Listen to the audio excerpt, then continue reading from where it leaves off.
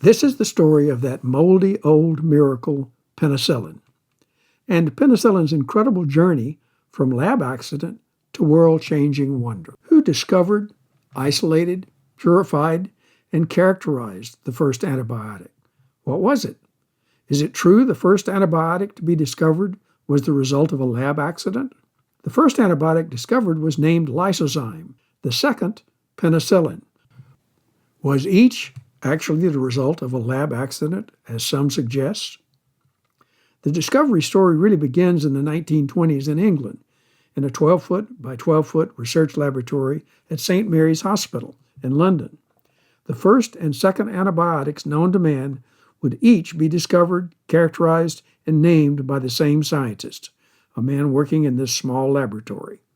Our researcher, who had been born in 1881 in Scotland, was a physician-scientist named Alexander Fleming.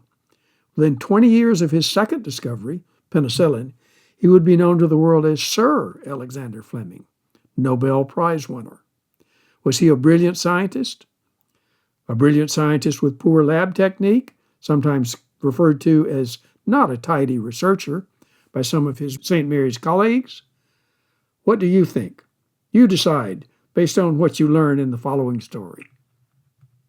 And welcome to the story of penicillin, a discovery that has revolutionized medicine, saves millions of lives a year, and was the first example of a broad-spectrum antibiotic, a potent antibiotic, effective against a broad array of infectious bacteria. Not only has it saved lives, Dr. Fleming's research interest was microbiology.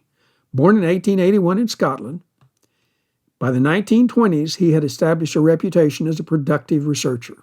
In 1921, he discovered a naturally produced agent found in several different human body fluids that could kill bacteria. That was Fleming's first antibiotic discovery. He named it lysozyme. Was his discovery of lysozyme an accident? Maybe. Fleming had a bad cold as he worked in his lab. His focus was on the bacteria Staphylococcus, a bacterium that has more than 40 different variants or species, some of which were and are pathogenic bacteria. That means the species was potentially dangerous to humans. In the 1920s, Staphylococcus was the most frequent cause of nosocomial infections, that is, hospital-acquired infections. It remains one of the most frequent causes of a hospital-acquired infection. As he was working, Fleming had multiple lab culture dishes, called Petri dishes, that were growing various species of Staphylococcus. Each culture that was under study had been inoculated with a species of Staphylococcus, and working with his bad cold, some of his nasal drippings landed on a Petri dish that he was studying. The nasal drippings immediately killed bacteria that was growing in the culture dish. What had killed the bacteria? Could he identify it? Yes. Fleming determined not only the identity of the bacteria-killing component of his nasal drippings, he discovered that that same bacteria killer was present in human tears, and later he discovered it was also present in other human body fluids. He characterized this natural antibacterial, and then he named it lysozyme. He continued investigations and confirmed that while lysozyme did kill certain bacteria, its potency was rather limited. It wasn't effective against most of the bacteria that were really dangerous to humans.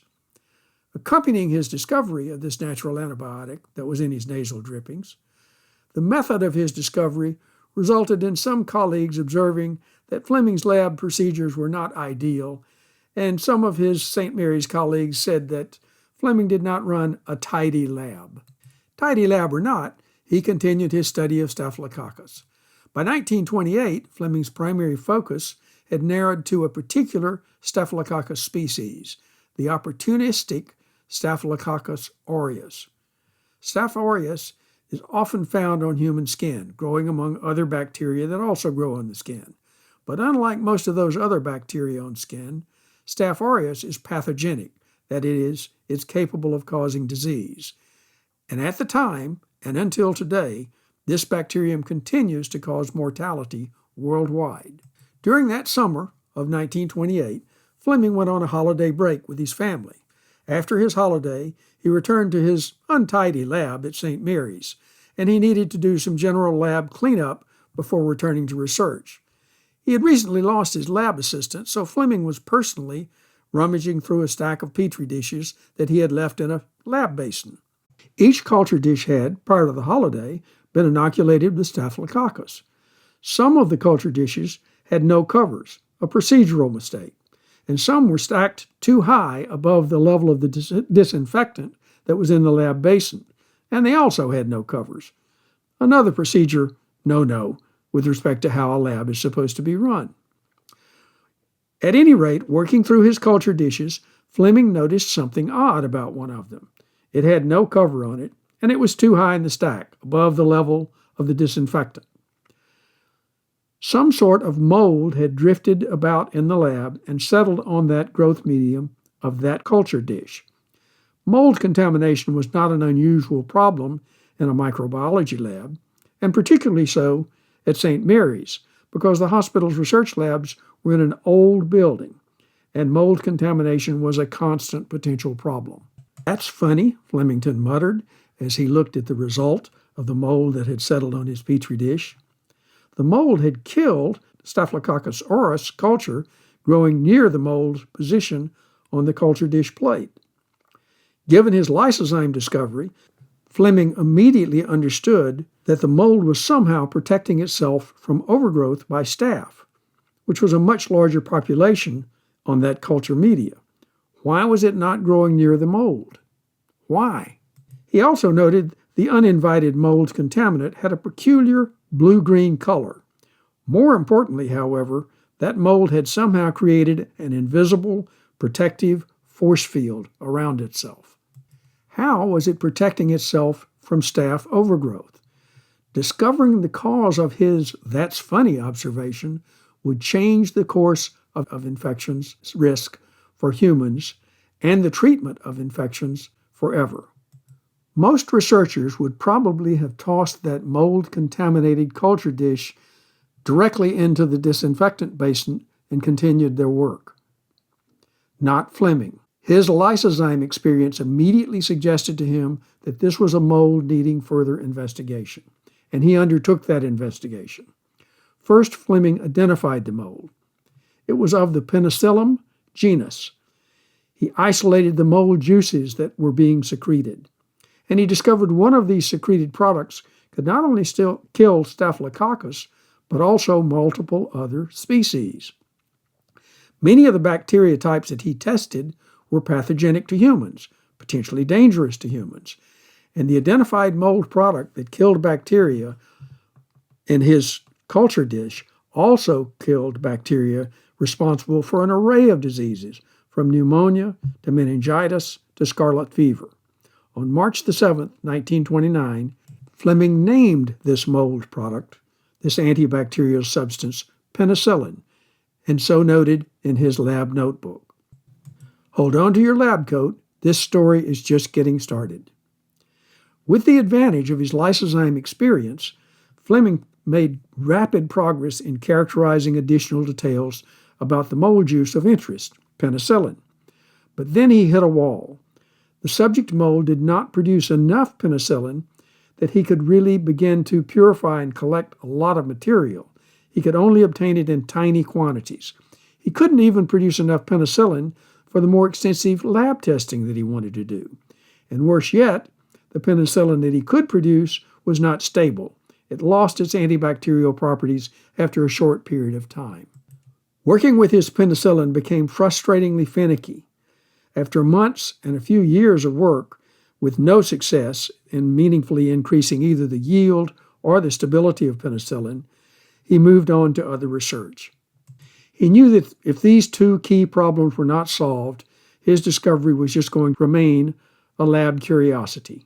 Returning to his other work, he never forgot the promise of penicillin, however. 10 years passed. World War I was supposed to have been the war to end all wars, but it was apparent in 1938 that Europe was again on the brink of war. Our lab setting is about to change locations. 60 miles from London, at Oxford University, a scientist and pharmacologist, Howard Florey, had read and was intrigued by Fleming's now almost 10-year-old paper about penicillin. Florey decided to further investigate the antibacterial substance that Fleming had identified. At Oxford, critical progress would be made by a brilliant but unlikely trio of research scientists. They would pick up the penicillin chase where Fleming had left off. At Oxford, let's meet the penicillin dream team.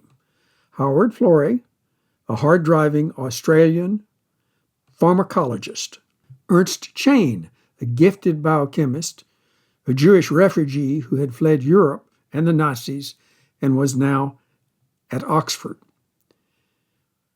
And our third member of the trio, Norman Heatley, a biologist/biochemist, who was referred to by his colleagues as a quiet genius of improvisation. These men could not have been more different in background or training. Together, however, they would continue to develop a gift to humanity that would change the practice of medicine. As he studied Fleming's work, Florey decided to recruit Chain. Because of Chain's biochemistry expertise, he needed him to assist with isolation and purification of penicillin. He recruited Heatley to the research team because he wanted him to focus on increasing the yield, and Heatley would increase the yield of penicillin to useful quantities for additional research. Heatley would also improve shelf stability of penicillin. Chain would take some of Heatley's progress and develop a freeze-drying technique to further improve stability. In essence, the trio not only added key additional research elements to the knowledge about penicillin, but also they initiated the critical development stages of work with respect to delivering yield and stability. World War II had started. Infection was rampant, again, in Army field hospitals, just as it had been in World War I and all prior wars. Despite penicillin's great promise, even with the progress of the Oxford trio, penicillin could still not be made in quantities even adequate for clinical use and testing, much less be available to physicians. Resources at Oxford and across England were scarce. U-boats were routinely sinking supply ships en route to England. The trio team persevered, trying to further increase yield. They used bedpans, cookie tins, even bathtubs in attempts to grow more penicillin and to grow it faster. Heatley developed a back-and-forth extraction technique using amyl acetate that further improved yield and purity. His penicillin factory became an array of glorified bedpans that had been made for him from porcelain because of the shortage of metal, which was being used to make guns, airplanes, and ammunition. Chain continued to optimize his freeze-drying to further improve stability of penicillin. In the early 1940s, penicillin would find its first use in human beings. One of the first examples, Albert Alexander, a 43-year-old Oxford policeman, was suffering from severe infection that had started when he scratched himself on the hand while he was pruning roses. His skin infection resulted in a sepsis infection, that is, an infection of the blood. His condition worsened despite heavy sulfur drug therapy. His physician knew that Alexander was fighting a losing battle. The physician decided on February 12, 1941, to administer penicillin to Alexander, and he did so. Results were immediate and miraculous. Within days, Alexander's fever had dropped. His infection began to clear. Then tragedy struck. The treating physician ran out of the drug. Despite desperate efforts by the power trio, even extracting penicillin from Alexander's urine to obtain additional material, the researchers could not deliver enough penicillin fast enough to sustain therapy. Alexander relapsed and died. It was a heartbreaking setback, but it proved penicillin worked in humans, and it worked fast.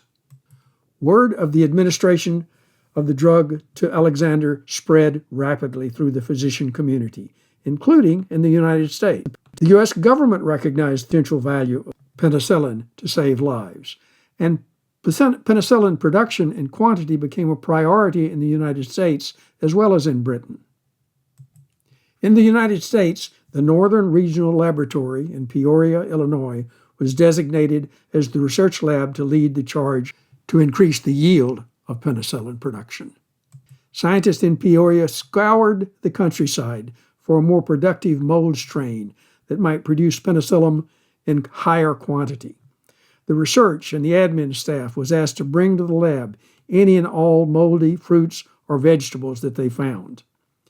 In a twist of fate that's straight out of Hollywood, a lab assistant, Mary Hunt, brought to the lab a cantaloupe covered in a pretty golden mold. Peoria scientists confirmed this was a superstar mold when it came to penicillin production. This mold, Penicillium chrysogenum, secreted more than 200 times per unit of time the amount of penicillin that was produced by Fleming's original mold. The lab called the new identified species Mary's mold. Scale up was the order of the day. Using Mary's mold and building on the progress that had been made by the Power Trio at Oxford, within weeks, Peoria had an innovative deep tank fermentation technique that began to approach industrial scale production of penicillin. By 1943, 400 million units of penicillin had been produced, most of which went to military field hospitals and aid stations. By 1945 and the end of World War II, penicillin production was at a staggering 650 billion units per month. By D-Day, June 6, 1944, every wounded Allied soldier could be treated with penicillin, if needed.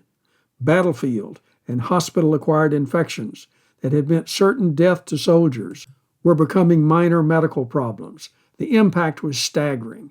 In World War I, the death rate of soldiers from bacterial infections such as pneumonia, just considering pneumonia, was 18%, much of it hospital-acquired. That was the death rate before you got to wound infections.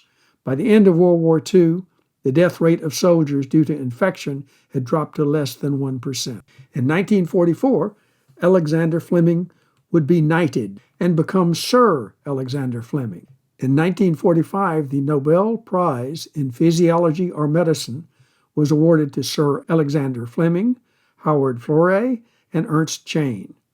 The true prize, however, wasn't the Nobel. It was the millions of lives that these men had saved. Penicillin and the additional antibiotics that have been invented based on the original penicillin recognition treat infections ranging from sore throats to sepsis. Fleming's work has changed the practice of medicine and the course of human health. The next time you receive an antibiotic, whether an injection, a penicillin tablet, or one of the other more recently developed antibiotics, remember this story of curiosity, perseverance, maybe a lab accident or two, and the power of scientific collaborations. Sometimes a critical discovery isn't made in a pristine lab filled with fancy equipment. It may come from a 12 by 12 lab in an old building and a lot of human ingenuity. If you have enjoyed the content of this video and the wonders of science, please like or subscribe and hit that notification bell. We are exploring world-changing discoveries in all fields of science. Stay curious. Remember, sometimes it's the extraordinary breakthroughs that have come from seemingly ordinary places, even untidy labs, that are of greatest benefit to us.